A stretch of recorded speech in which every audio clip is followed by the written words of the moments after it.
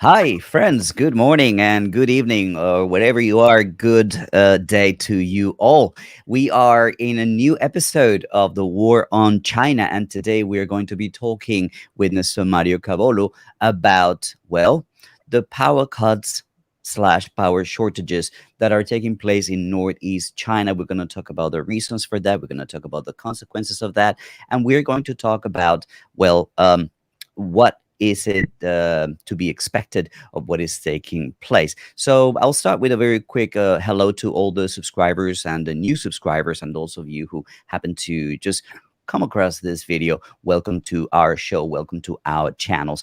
And Mr. Mario, how are you today? And good morning, Mr. Ma. Yeah. Good morning, Fernando. Good morning. Good morning, everybody. Cup of coffee. It's a beautiful day here in Northeast China, except for a couple of problems like power rationing. There's Yeah. there's some weird stuff going on we're going to talk about today. I think that this is one of the first things that we all need to talk about, and we need to address, because a lot of people well, they like to call it power shortages, as in there is not enough power out there.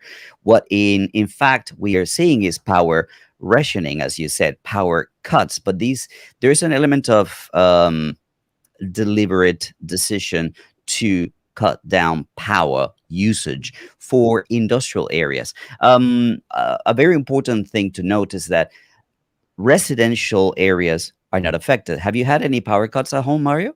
Because you are in Shenyang, you're in the Northeast. No. And so no need to explain further. It's not something that they're focusing on residential. That's the last thing that they're doing. It's not about that. So go ahead, continue. Sure. Well, what they're trying to do has got to do with this particular video that I would like to show you.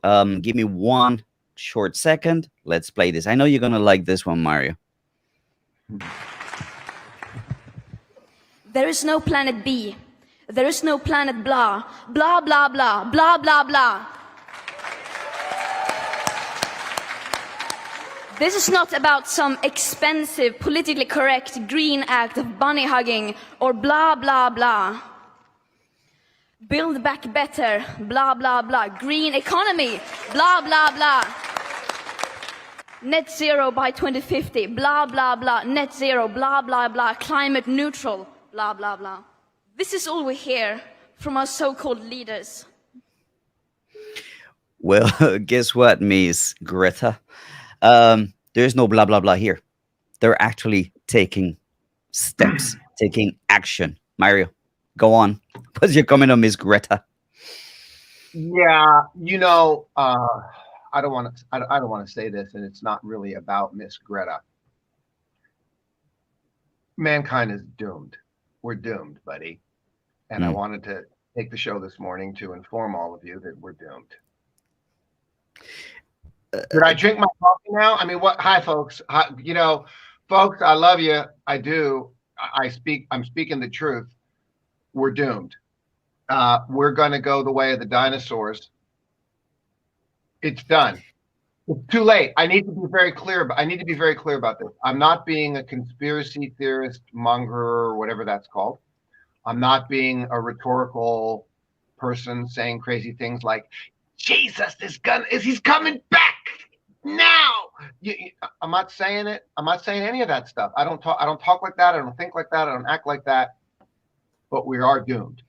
And that's what I am saying. And that's incredible that it's coming out of my mouth. Okay. Because we are. The problem is we just don't know when. And climate, and I'm serious. I'm serious. In fact, everybody can sit and go, whoa, wait a minute. Yeah. Mario, you're right. Okay. I mean, look what they were saying about climate change. I'm going to tell you two things about the climate change situation, and that just because we're doomed, and we are, doesn't mean that the countries of the world don't need to act to try and do something about climate change. That's a worthy goal, but it doesn't matter. We're doomed anyway. So there's two things about that I want to say to make sure you understand. I want to prove my point. And that's why we named the show what we named it. The price to save mankind is not really the price to save mankind, but the price to delay mankind's doom. Because at best, that's what we're going to do. Okay. Um, Number one, does these climate change and weather and temperature issues seem to matter? Let's ask that question. I'm not Greta Thunberg. And by the way, all of you know I've never been a climate green advocate. We have to save the planet now. I'm not one of those. I'm also, I was on the edge of conservatism of being a climate change denier, where I'm like, well, it's weather. It's the weather, folks. And over the years, weather changes. I told people that here in Shenyang, it used to be cool in the summer times. And over the last decade or so, my mother-in-law who lives here, and that's always your best statistic, right? Your mother-in-law has said, oh, the summers in Shenyang have gotten hotter. She's like, we never used to get 36, 38 in Shenyang. And a few years in the past, there's been a few, like 10 days in the summertime here in Shenyang where it's hit 36, 38. And my mother-in-law's going, that never used to happen. And she's lived here all of her life. She's in her 70s, right? This is her hometown. But this past summer was a cooler summer, literally. So last summer was hot here in Shenyang. Again, Northeast China, folks.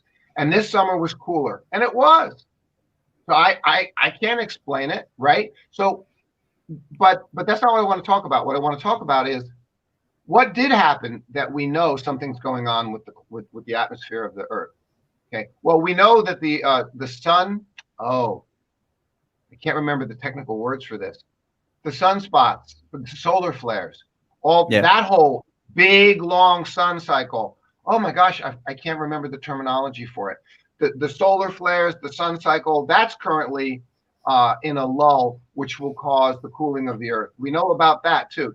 Just Google what I wrote what I wrote. It's easy, what I just said. But what are we witnessing that tells us that yes, climate is changing? We've had worldwide extreme weather. And that's what I want to say.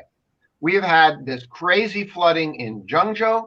We had this before that, what comes to mind is the insanity of the deep freeze that occurred in Texas. That was insane. Mm-hmm. That was like historically bananas territory. That was like Batman. Holy guacamole, Batman. It's the Joker. I mean, it's in that territory. So that was Texas. We had other flooding in southern China last year. We had the Zhengzhou incident where, Fernando, you and I can't believe the subway car was up to here with water. Yeah. I mean, that knowing what a subway system is, that was beyond belief, right? And then we had flooding in Germany. And then there was something else. I don't remember who, what, where. Oh, there was a huge flooding thing in Myanmar, actually, a few years back. So there is extreme weather, extreme temperature plunges. There's the melting of the permafrost, which is releasing methane. This is a fact.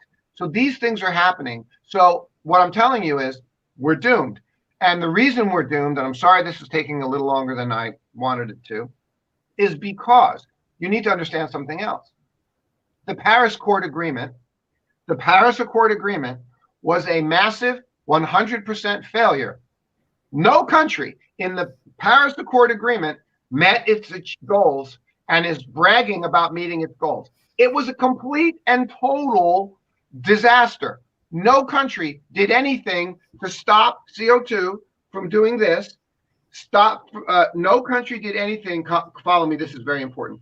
No country stopped CO2 from doing this, and CO2 has done this. CO2 is now here. We're done. We're doomed. It's too late. There's no reversing it. Go, Fernando. Well, I was talking to my brother who is an environmentalist, and he works on a lot of protection issues related to the environment. And he was saying that we have passed the point of no return. So what Mario is saying is very much true. It is going to be a very difficult transition to accommodate to the new realities of life, to the new realities of this new climate that we have created. But that doesn't mean that the objectives of trying to adapt to this new reality on Earth should be abandoned. We just saw Xi Jinping speak at the United Nations and reveal that there's not going to be any more work in terms of building coal power plants anywhere around the world as part of China's plan to, well, cut down on carbon emissions. And if you look back at what China has been doing, I know that nobody has met the goals. The fact that the United States removed itself from the Paris Accord, the fact that the Paris Accord was seen as weak and not exactly um, binding. Yeah, like this is just suggestions.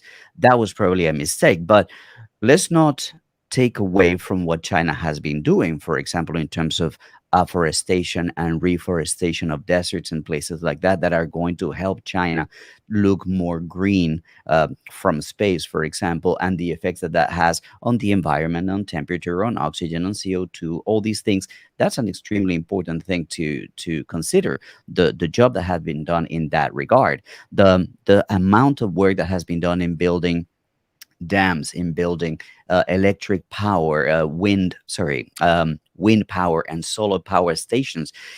They are all over the northwest, all over China, essentially, these huge wind turbines that now in the northeast, for example, they account for, if I'm not mistaken, 18% of the total output of power in the region.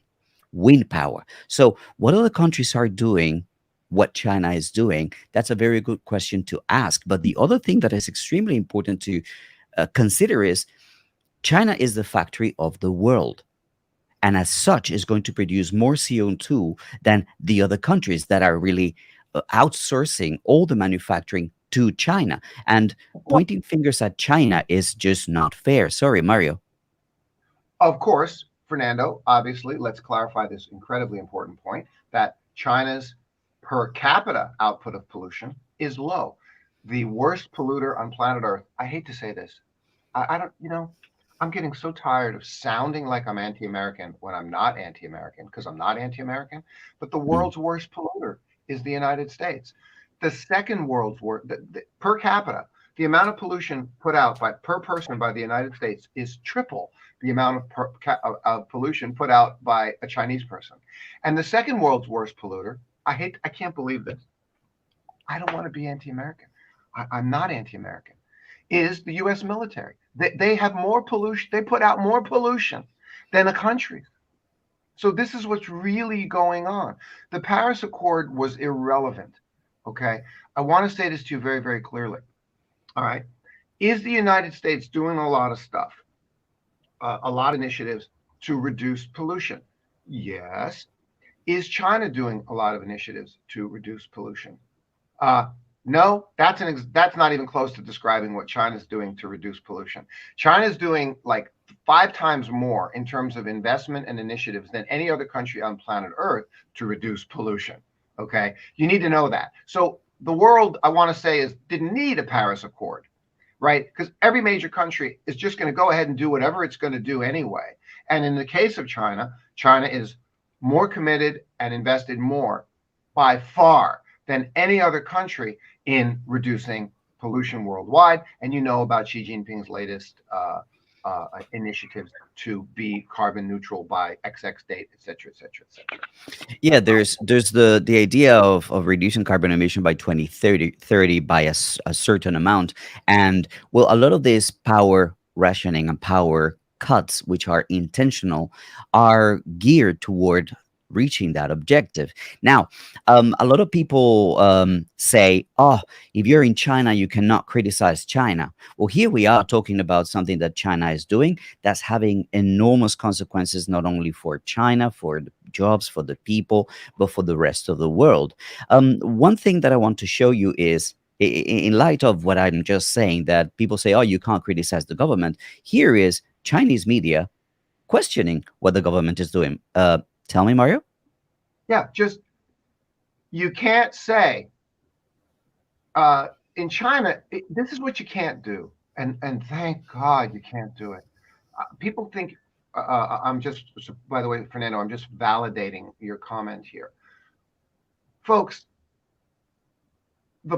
one of the purposes of government is to run and provide the rules and laws backbone of society. Everybody okay with that?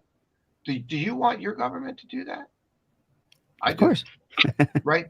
Everybody needs and wants their government to do that to whatever degree.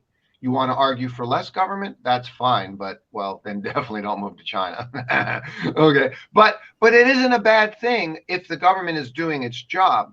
And the point of the matter is that I want to say is that the government doing its job is the government being responsible to create the structure to do what needs to be done. And that includes creating and maintaining stability and harmony in the society to protect all citizens from a lack of stability and harmony in society, like violence and other chaos and disruptions and anarchy. And so you can talk about any of the issues that has to do with what the Chinese government is doing, et cetera, et cetera, et cetera. Here's what you can't do in China. You say, well, you're not allowed to criticize the government in China. It's completely not true. But what you're not allowed to do is be like the following. You're not allowed to go out on the street with a street sign and say, and make a ruckus and say, Xi Jinping is a big jerk. He's a monster and I hate him and we need to replace him. Rah! We need to replace him. Rah! You can't do that in China. Congratulations. You're right. You can't. You're absolutely right. Do you know why? Because of what I just explained to you. If you went out on the street to do that, you would cause Disrupt disruption. harmony. You would disturb your neighbors. You say, oh, I have the right to do that. I have the right to march on the streets and scream that the Chinese government sucks and she's a jerk and we have to replace him now, blah, whatever. Yes, folks, you're absolutely, listen, you're absolutely That's not right. happening here in China. Let me Not show allowed- you how it's done. Let me And show I'm you so how it's done. Watch this. What we are seeing right now. There has been a lot of administrative measures being used in terms of cutting the coal-powered energy station, and also in terms of cutting back using coal as the energy source. But whether that is being done in the right measure, with the right pace, in the right direction, some say that is questionable. Your take? So let me remove this 1 second. As you can see, there is the possibility to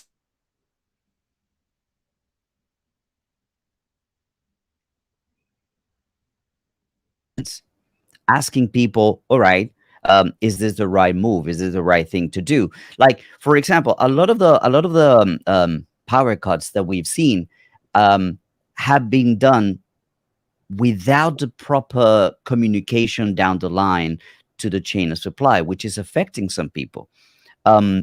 So that needs to be tweaked. That needs to be adjusted. That doesn't take away from the very important role of reducing consumption of power and energy to meet the goals.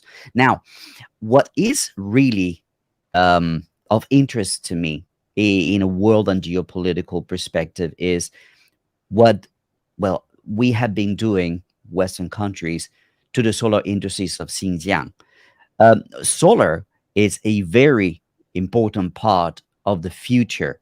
We are living through, well, the end of fossil fuels. We will see fossil fuels come to an end. It's a limited resource on which we have banked our society, our mankind's existence is supported and based on fossil fuels, a limited quantity. So how do we come out of this? How do we detach ourselves from this dependency on a limited amount of fossil fuels? Well, we need to transition into alternative sources of power. And one of the most important ones, one of the most affordable ones, one of the most reliable ones is solar power. But now that they have been banning some of the largest producers of solar panels in China and in the world, in Xinjiang, well, what is the world going to do? A lot of people like to look at it as this is China's revenge. We're going to upset the logistical um, supply chain of the world and just take care of our own industries, our own energy supply, and meet our goals. Do you see it like that, Mario? Uh, yes, and I must add one more point, which is that it's why is it about the electricity savings and this transition into the new world, and what is China's goal here? Why are they power rationing? By the way, they're power rationing in many provinces across the country. There's a lot of factories up here in China in the Northeast, including, well, and then of course down in Guangdong as well. But there's a focus up here in the Northeast. That's particularly important because of the fact that, for example, the Northeast is the seat of automotive here in China. I'm in Shenyang. BMW is here. Many auto suppliers up in the north, auto suppliers, Chinese suppliers to BMW, BBA, and other automotive that's happening up here. So it's a big deal. It's a big deal because it represents a huge economy, a huge tax base, and huge investment on the part of the EU in cooperation with China. So there's a lot going on here. And in that regard, you need to know that the power rationing is being called, some people have suggested to me that it's being called a slap. It's being used as a stick for the polluters.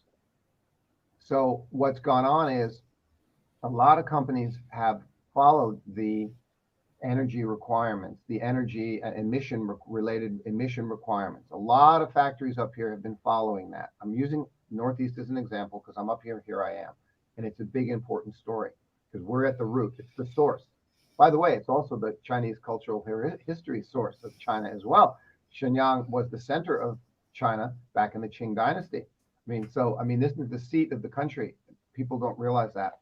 So what's going on is that, for example, let's say you want to be a factory supplier to some bigger company, such as BMW or some other big company. That big company comes along and says, is your factory in compliance with check, check, check, check, check, check, check? Is your factory a clean factory in the way it's running and operating? Does it have all of these standards installed? So that's incredible what I just told you. That's the degree to which the Chinese government is enforced laws and regulations to make it to make the country greener. That's an incredible commitment, what I just told you. So you have to meet all those requirements in order to be a supplier to our company. Wow. So that's tough on the economic side, but right, that means the cost of doing things goes higher. It makes it more difficult to do business. It's like in America, my brother, he's great, many, many years. He owns a restaurant. When the health inspector has a list of 5 pages long of health inspection things that you need to meet, you don't meet those things, you can't do business. So it's the same thing. So China is doing all of that. They're doing all of this. Very strict. Okay. So what's happening though is the big old SOEs of China, the bigger, older factories, the ones that the ones that you can't shut down, they're lazy, they're slow, they're not in compliance. You with me? They're lazy, they're slow, they're not in compliance. And now China's come along and said, wait a minute, we are participating in the Glasgow conference next month. We have to show the effort we're making to reduce pollution, and that has been demonstrably excellent, but it's not enough. So we've got to get the pollution cut. We've got to get the pollution cut down, and that's what the power rationing. That's the motivation behind a lot of the power rationing. And when I tell you the next reason why all this is happening, your mind is going to be blown. It's because China's economy is doing so well. Whoa. What are you talking about? Fernando, I think I said it to you yesterday when we were preparing. China's export economy has boomed.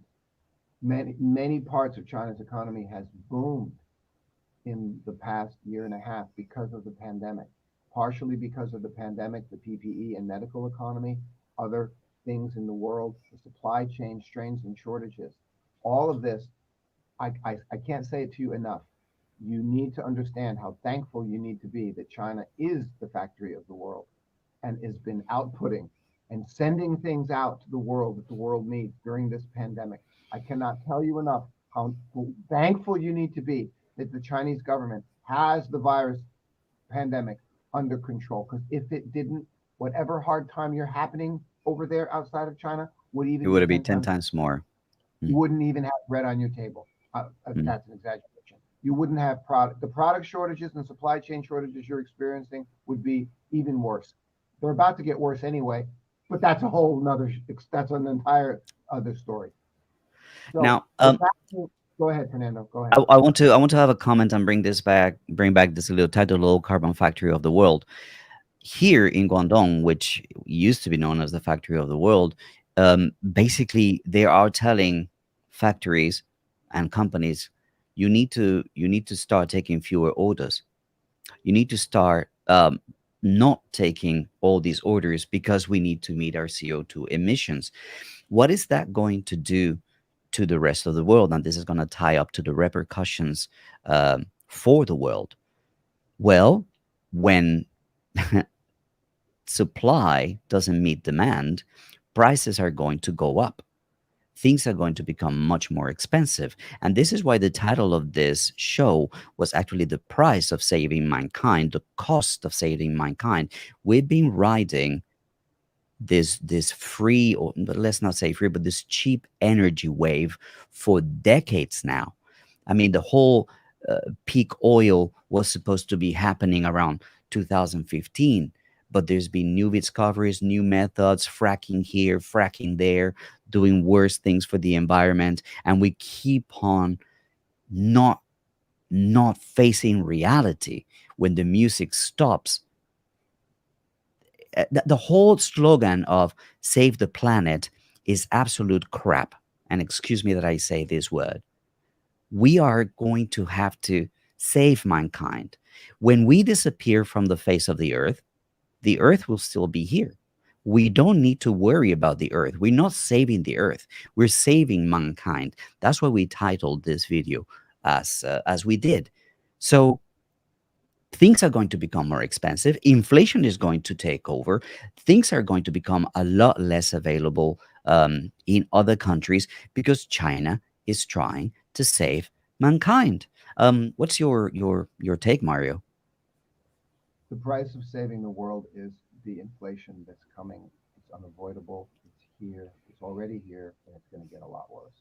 And I'm sorry Mm, to tell you, that's the reality.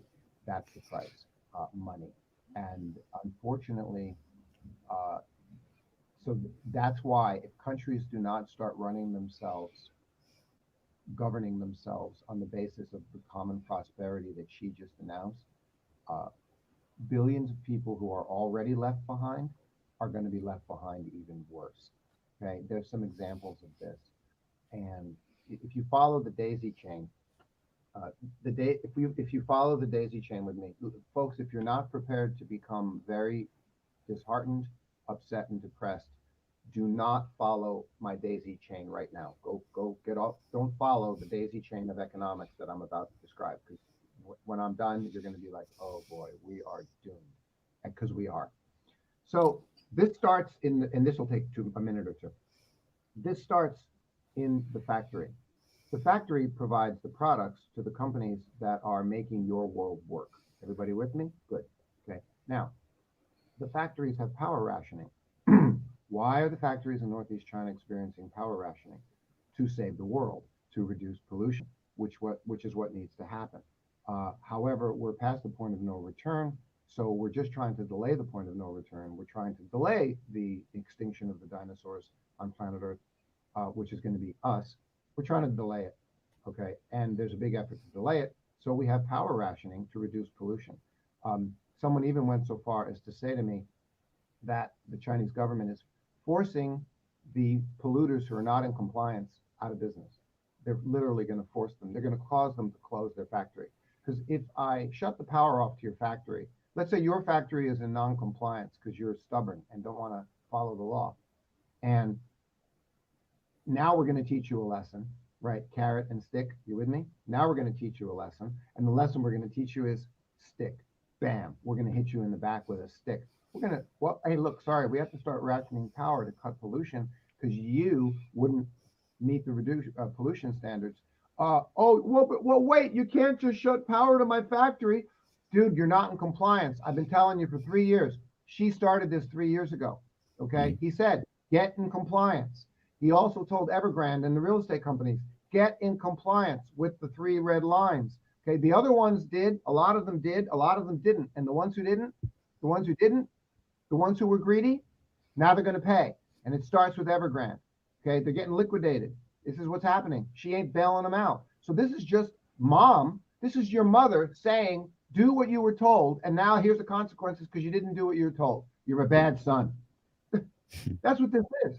So they're applying the power rationing to the factory. The factory is going, wah! But there are real world consequences because the product stops. The people have no jobs. The factory is going to go out of business. Well, we already have, and now I get to step 2 of the supply chain. We already have a strained supply chain, don't we? Everybody? Yeah. The delays at the harbors, at the ports with logistics. We've got a supply chain nightmare on our hands, folks. Everybody's experiencing it in some different way. European continent, American continent, and Asian continent, China and Asia, not even to mention the global South, Africa and Latin America. So now I'm to phase 2 of the supply chain here.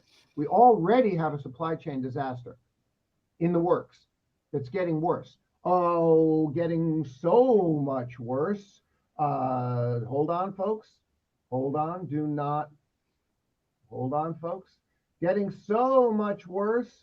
This morning, I just sent this out because there are now a backlog at the Port of Los Angeles of an overestimated 500 containers sitting in the cargo ships off of Southern California coast. 500. No, Mr. Uncle Mario, I lied. 500,000.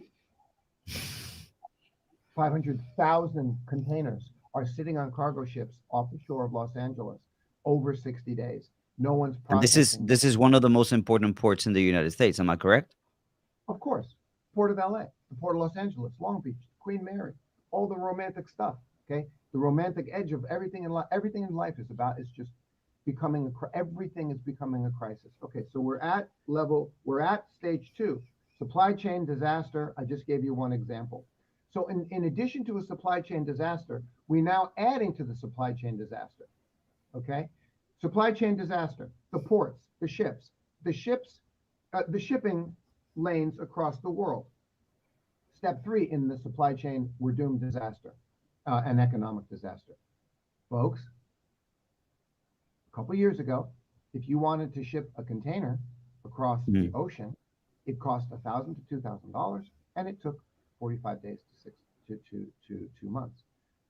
That price, the cost of shipping, that container now takes 3 months minimum to go across, and the new price is not, say 5,000-6,000 instead of 1,000 to 2,000. No. It's up to 14,000. 20,000 in some cases. Hyperinflation? Is there hyperinflation? Of course, inflation, as the government defines it and tries to tell you not to worry, is when your loaf of bread goes up in price by 5%. That's inflation. 5%, 12%, 6%, 18%. Whoa, 18%, 30%. That's inflation. My ribeye steaks that used to cost $7 a pound now cost $10 a pound. My salmon steaks that used to cost $10 a pound used to cost $15 a pound. Folks, that's only 50% inflation. That's not bad. If you start talking about inflation of 200, 300, 400, 1,000, thousands, that's hyperinflation. That's economic screw-up induced. Go ahead. There are a lot of people who are suggesting that this is we talked about manufactured inflation in the past. America's manufacturing inflation by printing money to uh, take care of the things that need to be taken care, because they've been spending money on wars around the world and not taking care of their infrastructure, their people, their systems to support their way of life. So they are trying to make up by just printing money. But this hyperinflation, does it benefit China or does it hurt China? Remember that China owns a lot of the debt that America has in terms of bonds and securities and things like that. So a, a, a diluted US dollar actually dilutes the amount of assets that China owns from the United States. So this is actually not good for China. It's a way that America arguably deliberately can hurt China. So to try and blame China for what what they're doing right now and put it on all, they're just trying to cause trouble. They're not trying to cause trouble. They're trying to save mankind. Basically, we need to reduce the output. There's all these container ships and all these containers that are not getting that are going to waste with a lot of food, a lot of products, a lot of stuff. Let's scale down, use less energy, less power, less electricity, and be realistic to to what is taking place. They are reacting to what's taking place in the world markets. Um, I want to point out one thing that a lot of people are also saying, and they're trying to blame this on Australian coal. The price of coal has Small gone part up of it. Small part of it. ridiculously amazing. It went from something like 500 yuan per ton to 1,600 yuan per ton. So the price of coal has gone. This is not just China; it's just China getting coal from the world wherever they can get it. So this is not just Australian coal. This is world coal. So why is it getting so expensive, and what are the consequences of this? Mario, what's your take? Yes, coal is getting more expensive as a consequence of supply chain, and but the Australia contribution to in the China scenario right now is maybe a 15-20% influence. It's not the main reason at all. So don't be blaming uh, that situation. It's not that. Okay. In fact, I have it on good authority that it's not that there's okay. You would say coal is expensive in China. Why would coal prices in China shoot up? Well, obviously because there's a shortage of coal. That's always what would cause the price of something like coal to go up, right? There's a shortage of it. Hmm. And that's not true. There is plenty of coal all over China. There's plenty of coal. Okay, that isn't the issue. The issue is we're back to it again. The reason this is happening is pollution emissions to reduce the underlying backbone of the power rationing in China is to reduce pollution. China's going into the Glasgow conference and they need to show what they're doing. So in this regard, China's like taking the big fat sledgehammer and slamming it down. And that is China's inefficiency. That is the inefficiency of China government being the authoritarian in charge. They're not doing it in a really smooth, coordinated way. They could be doing it in a more nuanced and more Hmm. strategic way. Gradual way. Slamming the giant hammer down, and this is the argument. Many people have made this argument, including all over Chinese media, because this is just rational You just saw conversation. it. You just saw it in the video that we played. Right. You're just discussing how the Chinese government strategically should do this instead of this and this instead of this, and this isn't working and this would work better. That's criticism of the government, folks. You're not saying that you hate Xi because he's ugly or whatever. I mean, God, it's just like adults, be an adult, okay? So we're all trying to be adults here. So that's what's going on with it, because again, it's the power rationing.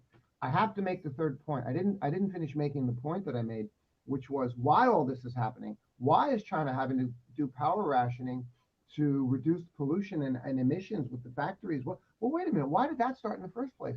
I mentioned it earlier. I didn't finish the thought. I said because China's economy is doing so well. So because China's manufacturing and factory sector is outputting, exports are up 15-20%. Whoa, you don't expect that to be the result of the pandemic. China's benefiting from it. But obviously, if exports are up 15 to 20%, that means factory output is up 15 to 20%. You with me? And here we go. Well, that means emissions are up 15, 20%. Mm-hmm. China's CO2 emissions are through the roof because China is saving the world, because China You is you world cannot class. have the cake and eat it at the same time. Thank One has you. to give. You want output, well, there's going to be more emissions. You want lower emissions, then there's going to be lower output. Is that simple?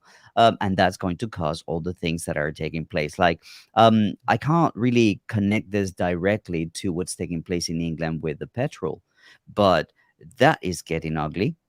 That is getting real ugly. There's a lot of rioting and discontent and lines and people fighting, people attacking each other, huge lines at the gas stations. They say that this has to do with Brexit and the shortage of drivers.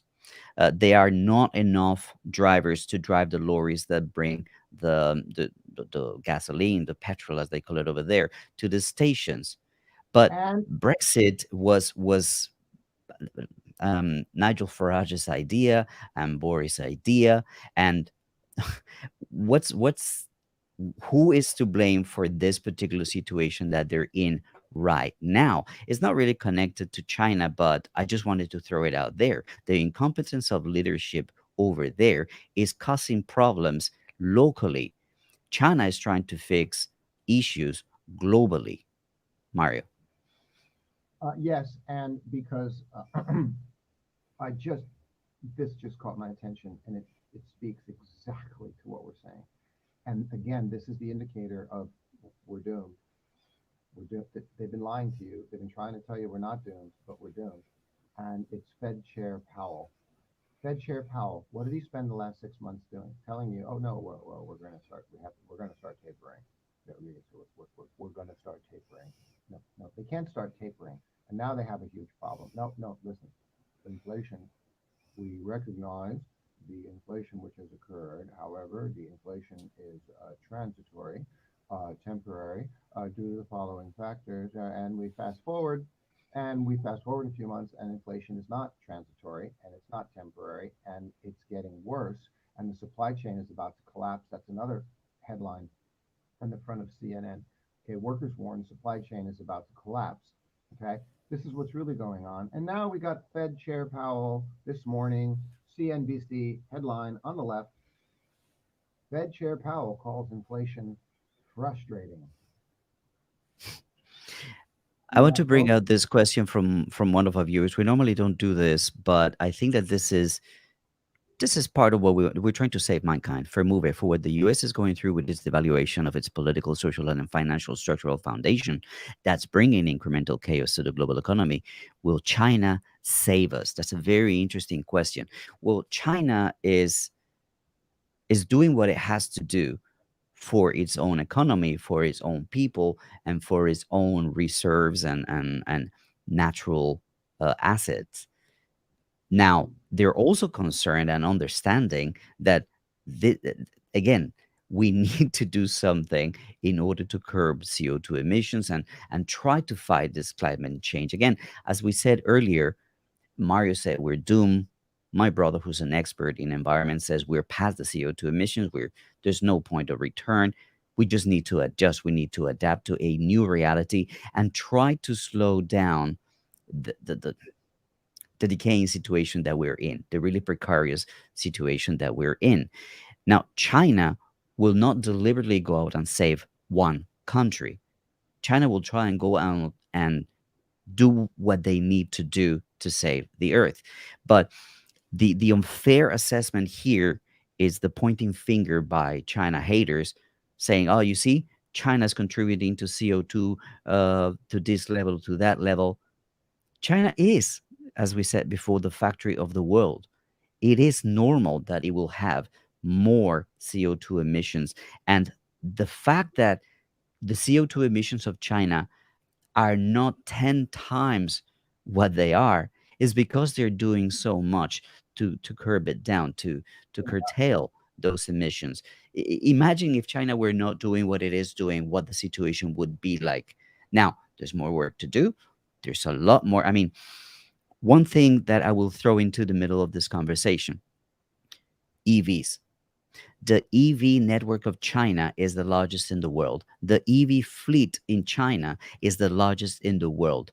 And what are other countries doing related to this? So like, oh, it's kind of fancy. It's kind of like, oh, but I like my internal combustion engine car. I like the boom boom. Well, you can't stay in technologies of the past when we need to face new realities on Earth, on this planet. It's not save the planet, it's save mankind. Mario, um, do you have any other comments that you would like to address, or should we look at wrapping up today's video? No, Tell me. we're going because I didn't finish the daisy chain of doom yet. Okay, Yeah, so yeah. we've got. I Daisy got to chain. finish the third step in the daisy chain of doom is the shortages.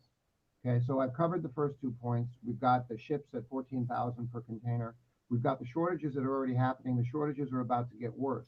Okay, now, okay, what's the fourth thing in the daisy chain of trouble? Well, it's what's existed for 20 years that is now finally coming back, and people are going, okay, obviously the situation is completely out of control.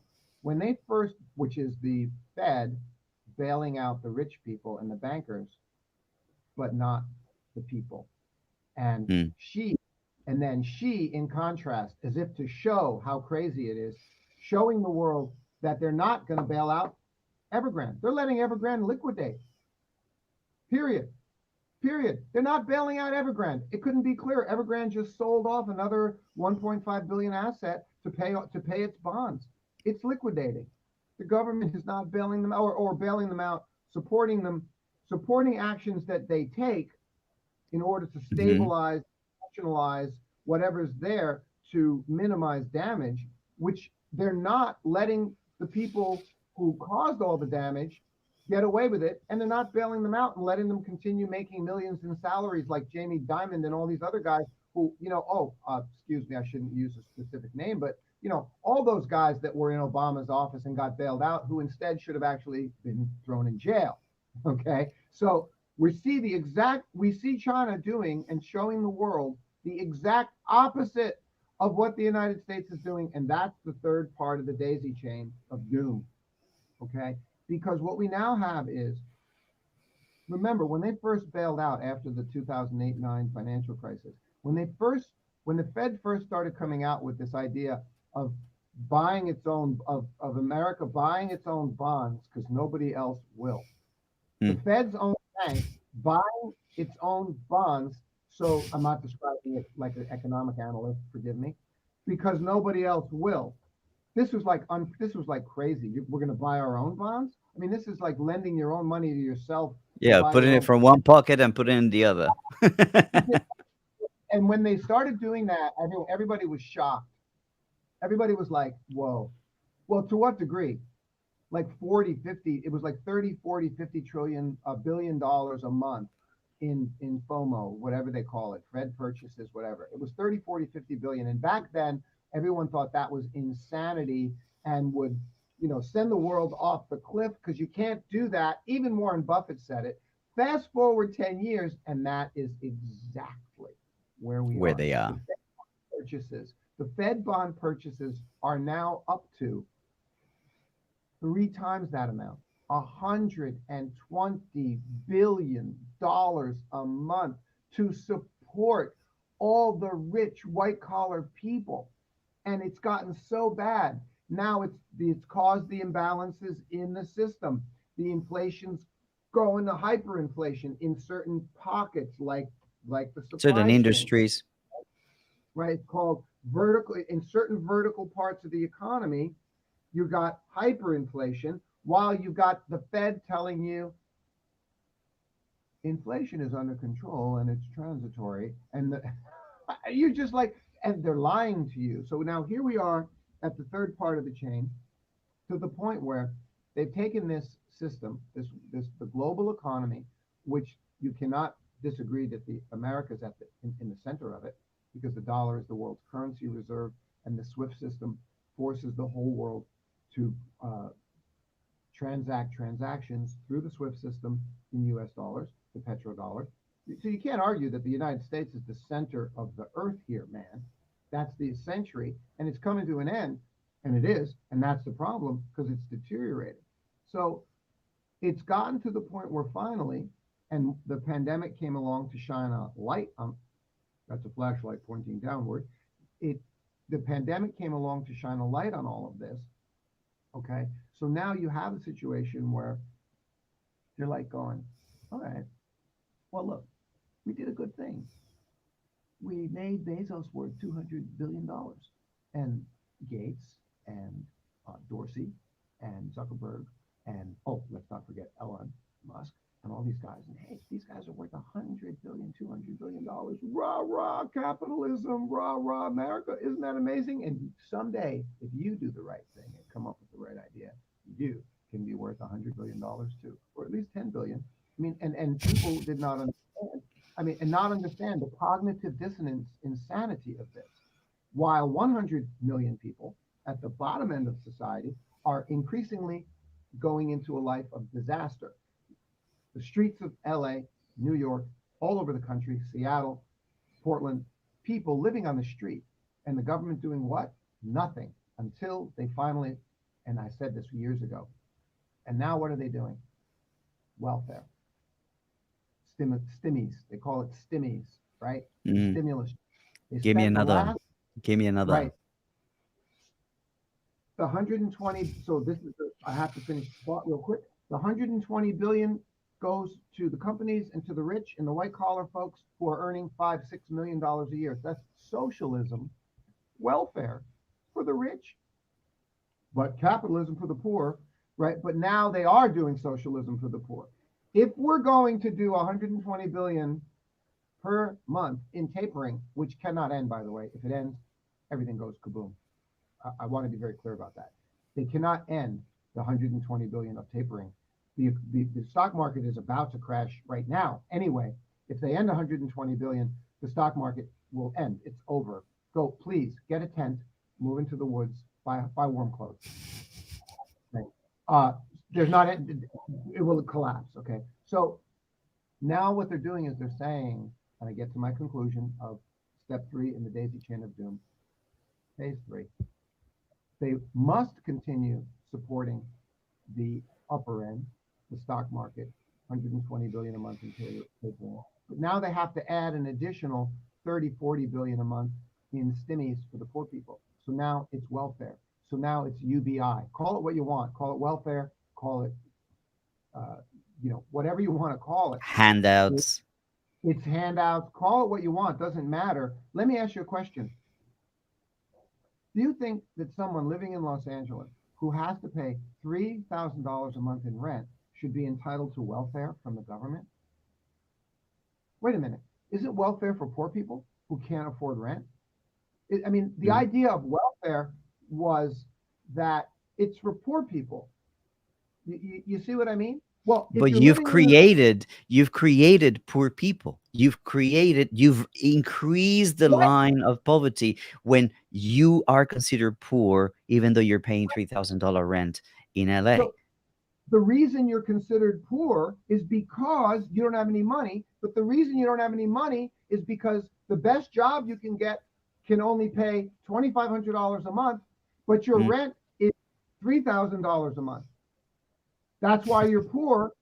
That's why you can claim welfare and get support from the government. So you got, again, Bernie Sanders pointed this out.